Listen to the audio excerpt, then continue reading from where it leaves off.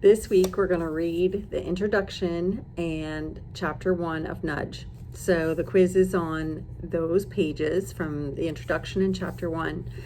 And there are two things that are important to take home as messages in these first set of readings. The first thing is something that you're probably very familiar with, and this is the idea that humans tend to act like humans. So we're not calculating machines like Dr. Spock in Star Trek. You know, we tend to be more like Homer Simpson in The Simpsons. You know, we rely heavily on habit. We don't think deeply about decisions. And so if you know anything about psychology, you know that this makes sense, right? That, you know, we tend to rely on easy ways of processing information most of the time. And so that's sort of a recurring theme that you'll see when you're reading these first sets of pages. The second thing that you'll see in these pages is this idea that there's two processing systems. One that's very automatic, that relies on habit, and then one that is named reflective in this book. If you've taken cognitive psychology before, sometimes cognitive psychologists call it the controlled system. The reflective system, the controlled system, these are scientists referring to the same thing.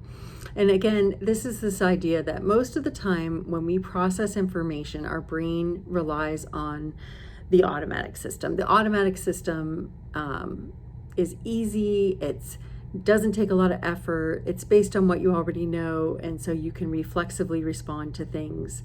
The reflective system is deep processing. It's a lot more difficult. So when you're studying really hard for an exam, you're relying on that reflective system. And you know that when you're relying on that reflective system, it's very tiring.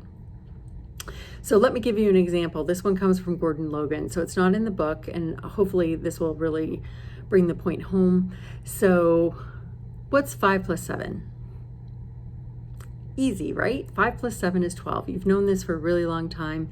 You didn't really have to think about it. That was just an automatic response. You just, you know, answered quickly. Okay, now let's assume that you have a system where the letter A is a 1, the letter B is a 2, letter C is a 3. Okay, so that's the system. What's E plus G in this system? Okay, do you have your answer? Your answer should be L, right? So that's the same question that I asked you before, 5 plus 7, so E and G. The answer is 5 plus 7, E plus G, and then the letter that is 12, L. Okay, so if you took a moment to really do that task, you're like thinking really hard, right? You're not doing it automatically. You're like, okay, A is 1, B is 2, C is 3. Get the idea? That's what it feels like to do that reflective thinking, right? You're like, oh, I'm thinking really hard. That's what that is.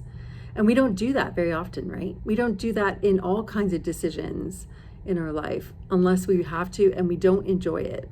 So I think that's what you want to read in those first pages. Read about those examples where we don't tend to do that reflective thinking very often. That's why we're prone to respond to nudges.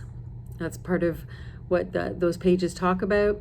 And there's lots of examples of where the use of nudges can actually help us help people make better decisions. So I hope you enjoyed reading these first few pages. If you have any questions about the reading, anything in the pages that don't make sense, you know, just send me an email and we'll talk about it, or see me in office hours. Okay?